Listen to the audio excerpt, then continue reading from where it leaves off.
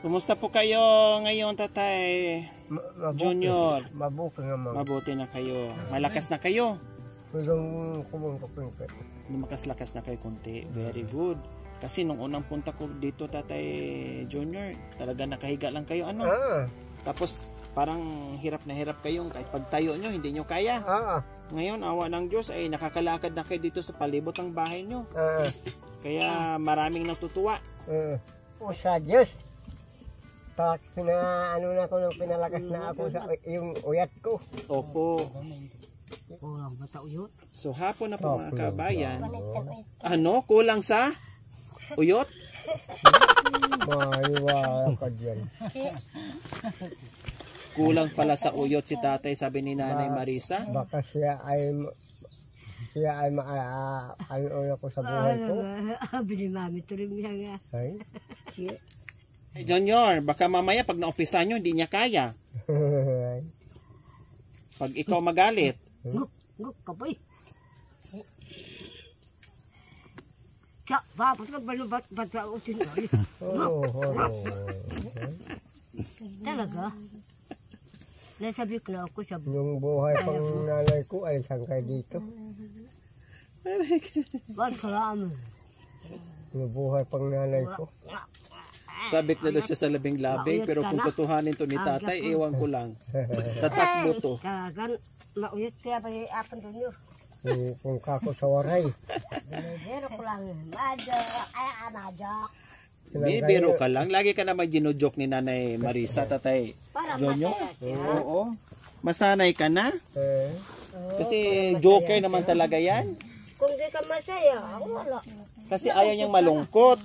Kaya lagi niyang siyang ganyan. Ayaw ko kasi malungkot. Gusto ko masaya. Kung gusto niya, gusto ko masaya.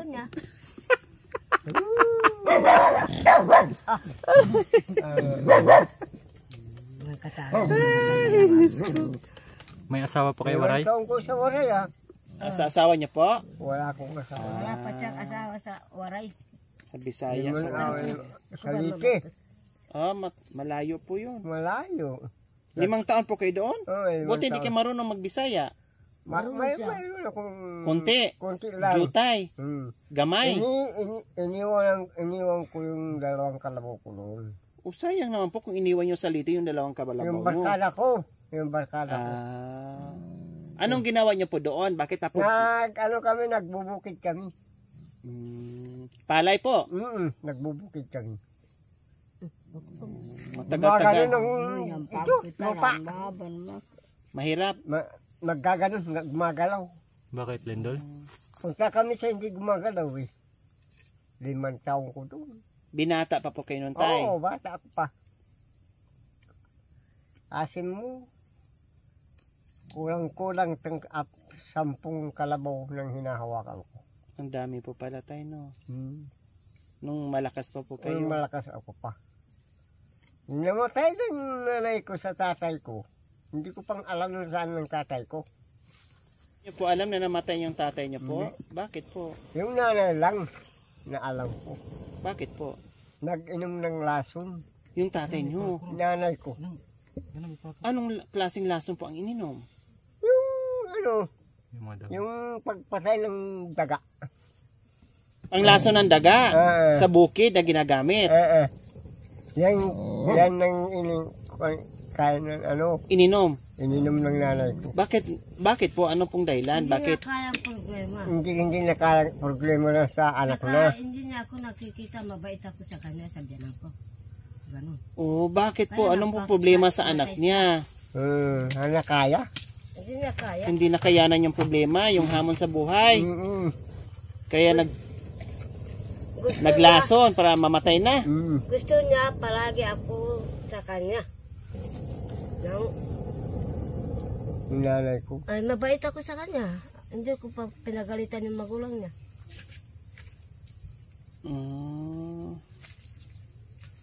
Pero doon sa Sambales namatay yun.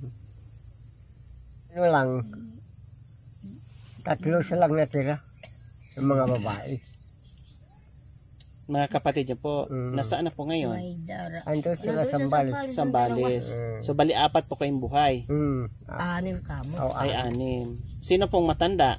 Ako. Siya. Ay, kayo po. Hindi kayo masyadong kulo, tatay. Walang hindi mo makakong ko kung... May lahi po kayong unat? Oo. Pinaglihi sa mais. Bakit yung mais? Kulot naman po yun ah. Oo. Wah, ura na among galing-galing na ray. Umuulan. Medyo nagtulog na... Hindi yan uulan. Kaya pala nagustuhan ni nanay si tatay kasi gwapo. Noon.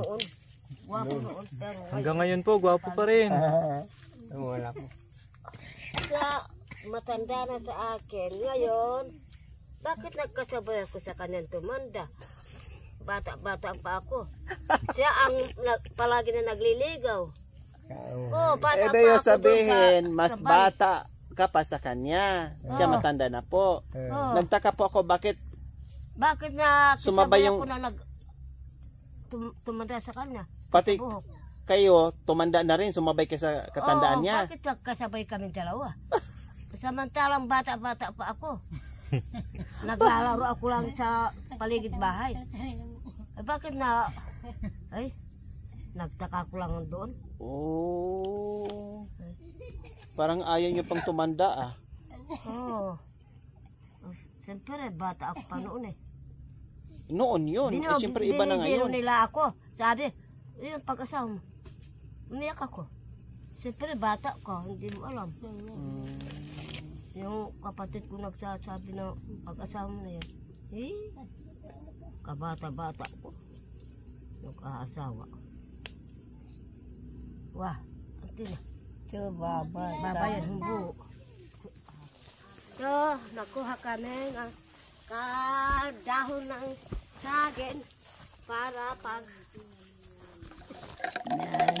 Kuya.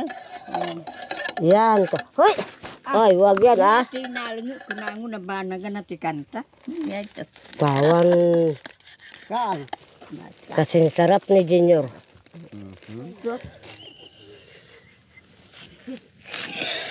Junior kabalik.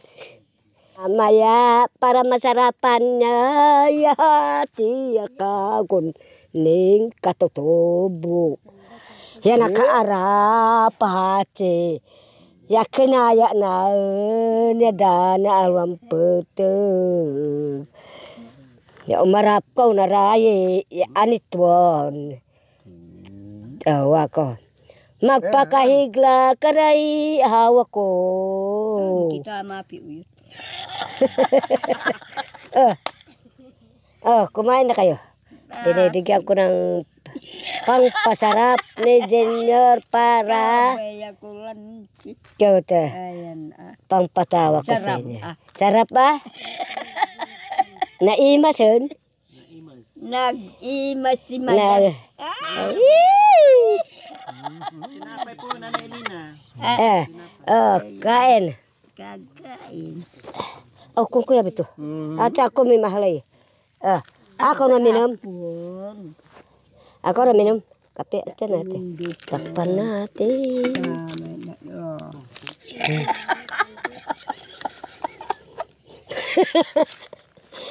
Yan. Damat pa. Mga tuukang kalingan ng kaulan. Ako. Nawang kalaraman natin. Masaya apong ginuta mo. Malungkot. Yan. Bawal Malungkot na natin uyot. Hindi malungkot yung Panginoon natin. Opo. Mhm. Kaya masaya. Masaya. Nagkakabita ka.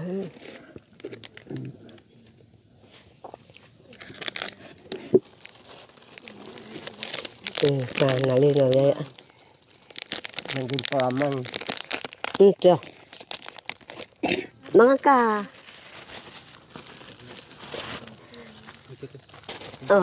Huya biba na.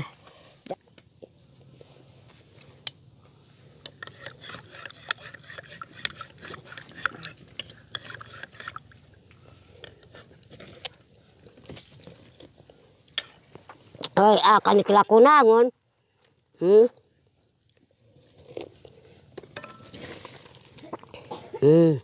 Labay-labay nung kila ko yata ako.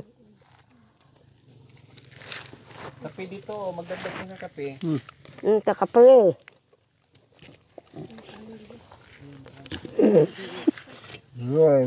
Damat. Bakit tatawa po kay nanay? Ayun, Ha? naaalala ko yung junior. Bakit po? Ano naalala niyo po kay Tatay Junior? Wala na kanong buhay. Hindi, naaalala ko. Maala-ala na kanu agyat na ang taksin. Oo, Ano po, paano po naalaala? yung kalaan. Bakit po? Ngayon, mahina na. Kaya, May maratos.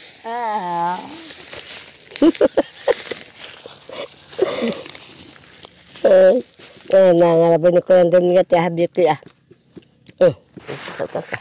Siyempre. Siyempre. Ano ba yun? Ka. Dekat po ba? Dekat kan. Maraming alam.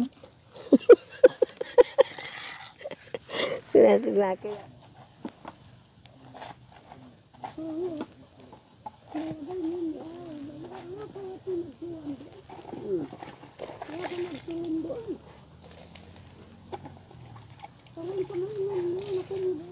Mga kondilyong, kumunta ka nito.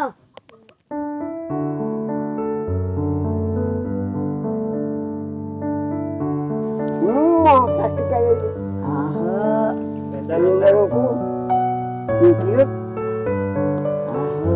Ayaw ng malamig. Kaya hindi ko Tapos, magpalit ka muna. Ito yung damit na, ito ang palit. At palit ko. Tapos,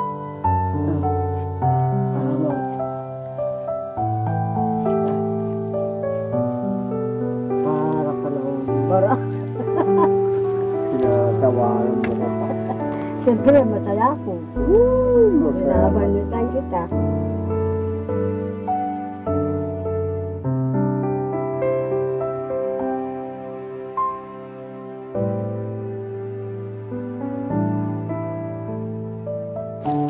Lamang kong asawa, sana'y magpakatiga. Sige.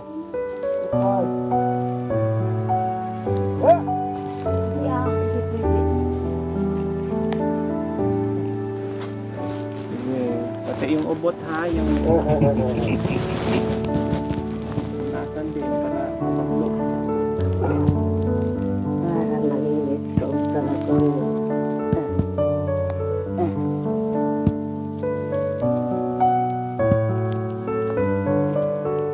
Laway niyo po. Laway niyo po muna, Nay. Laway niyo po.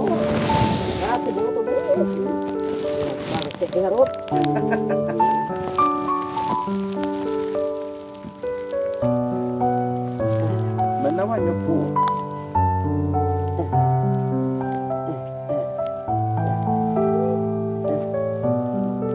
Kaya mo yung kusala. tawa ka naman.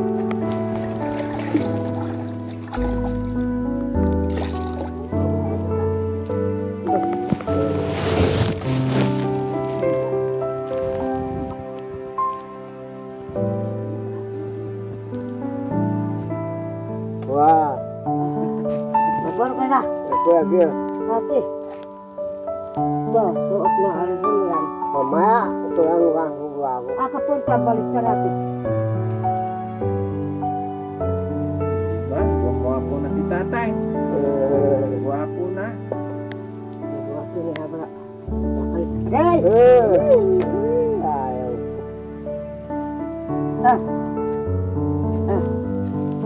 Makarada hawa. Ya, boy. Alhin na na hawa. Ate.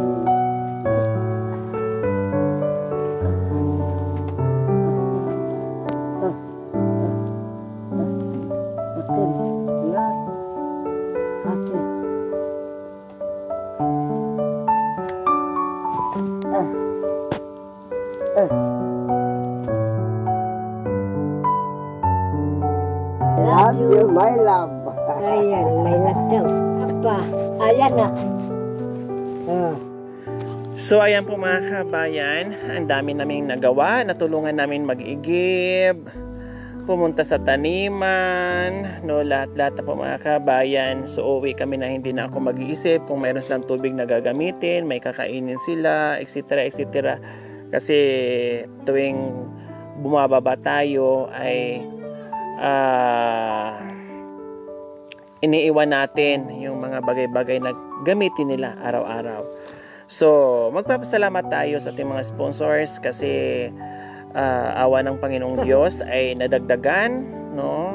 Mayroon pa ngang iba mga kabayan na gusto pang magpahabol. So, inaantay pa natin yung iba, no? At salamat. So, ngayon po magbanggit po ako muli, no? Kasi may dadagdag at magpapasalamat tayo. Okay, so maraming salamat po muli. Sir Romel Botabara, 10,000. Ma'am May Sakay, 1,500. Ma'am Aurora Reyes, 2,000. Ma'am Linda Stain, 5,000. Ma'am Kat Laya, 1,000. Labing sponsor from Canada, 11,000. Ma'am Rosel Villaronte, 3,000. From Ate Vicky and Kuya Ray from Florida, USA, 5,434. Ma'am Marie from Washington, 11,126.60. Ma'am Isabelita Bilo, 1,000. From Ma'am Siralina De La Cruz, 5,740. Ma'am Jocelyn Perez Duval, 10,491.59. Ma'am Minali, 2,000. Ate Mary Jane Busher, 6,116.55. Ma'am Mincy Taboran, 1,500. From anonymous sponsor, 2,000. Ma'am Ima Lorenzana, 5,406. Ma'am Nancy D. Marcilo, another 5,406. Ma'am Lit Lingat, 3,000. Ma'am Roth and Sir Richard from USA, 10,000. And from Ate Daisy, 5,000. So actually po ang pinadala ni Ma'am Roth and Sir Richard from USA ay 10,800 something. Kailang yung 10,000 na punta dito, yung 800 ay para na po doon sa expenses natin and gas and other expenses. Maraming salamat, highly appreciated po. So far, sa ngayon po mga kabayan, ang nalikom po natin na donasyon na nagagaling po sa ating sponsors, more or less ay nasa 100,000. So kung may susubra man, no, ay gamitin natin yan sa ibang gamit o sa iba pang kailangan nila dito sa loob ng bahay. Kung halimbawa po ay medyo malaki-laki yung sobra, syempre po yung pagkain nila, yung pangangailangan nila dito, yung mga gamit, mga damit, mga palanggana, etc. etc. etc. etc. So, doon po tayo huhugot. So sabi ko po mga kabayan, hindi ako magbabawas na kahit anong bilhin ko, kahit palanggana, wag po muna kasi makakaantay po yan. Ang sinisigurado ko po ngayon ay yung bahay. So saka na lang ako magbawas kung tapos na ang bahay kasi medyo expenses tayo ngayon, no? Medyo malaki yung expenses natin ngayon dahil malayo, no? Ang mangyayari po mga kabayan, may kausap na ako ngayon, so mag-go na lang kami kung paano, no? At naghahanap ako ng kahoy, magpapalagari ako ng kahoy, magpapa-change so, no, para mas mabilis at marami na akong kausap. So tulong-tulong, no? Kaya marami tayong pakakainin, of course. Syempre magbibigay din tayo, hindi pwedeng walang labor, no? Hindi pwedeng tiwai lang. No, hindi pwede sa akin 'yan, 'di ba? Alam ko ang buhay dito. Hindi pwedeng itiway natin yung kanilang pagod. Syempre, meron 'yan at meron din pagkain. Busog sila, busog din yung kanilang bulsa. So ganun po. Kasi kung tayo nangangailangan tayo, kung kumakain tayo sa araw-araw, sila din po, ganun din po, kumakain at may pamilya din po silang binubuhay at kumakain din po yung kanilang pamilya. Same lang din po yung buhay nila, yung buhay natin, yung tiyan nila, yung tiyan natin. Gutom tayo, nagugutom din po sila. Okay, so maraming salamat po muli sa lahat ng mga sponsors na yung panawagan namin na talagang all-out support, yung pagmamahal nyo sa akin, dininig nyo po yung aming panalangin para dito sa tatlong seniors, ni Nanay Marisa, ni Nanay Lina at ni Tatay Junior. Thanks God na ipinagkulob nyo po sa amin itong mga taong tumulong at may pagmamahal sa kapwa, may malasakit. Naku po, salamat po Panginoon. Naway ibalik nyo po sa kanila ng siksik, liglig at umaapon na biyaya dahil alam po natin yung kanilang mga ganito ang puso na handang tumulong sa mga kagaya nila. Salamat po. Highly appreciated po. Yan. Okay, so ayan lang po yung aming update ngayon at abangan nyo po yung aming umpisa, no? At malapit na po mga kabayan.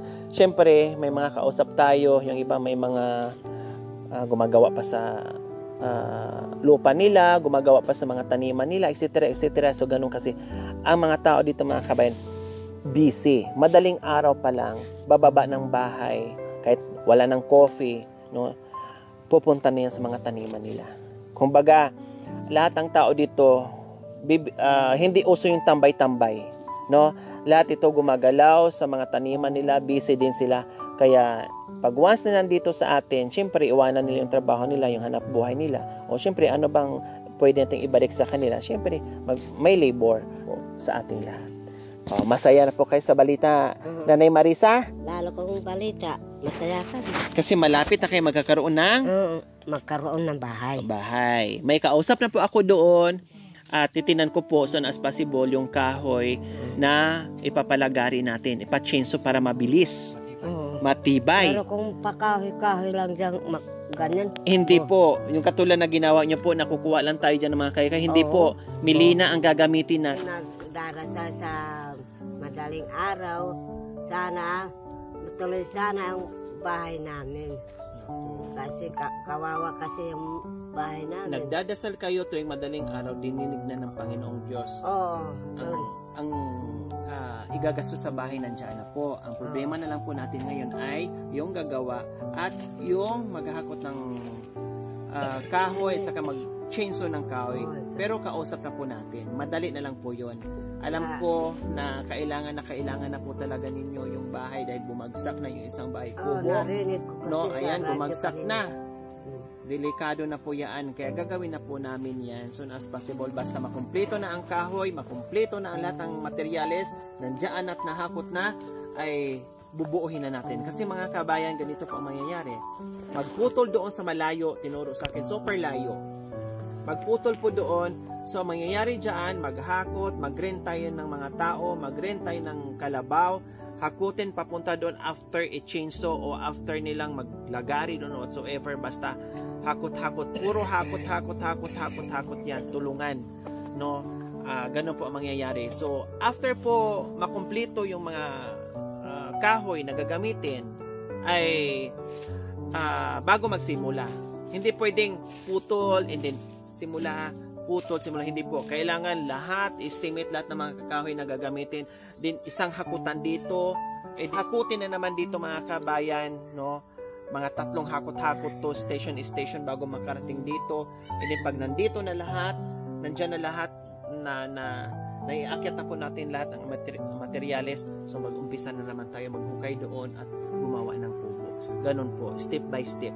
Hindi pwede yung pasulpot-sulpot para tuloy-tuloy at mabuo at mabilis yung paggawa natin sa bahay nila. Okay? So maraming salamat and God bless us all. Bye!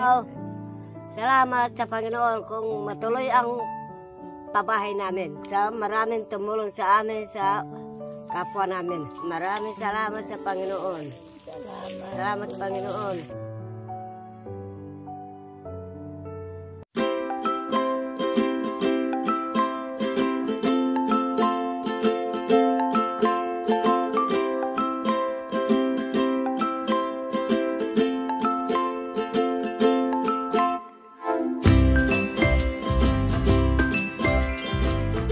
Thank you for watching.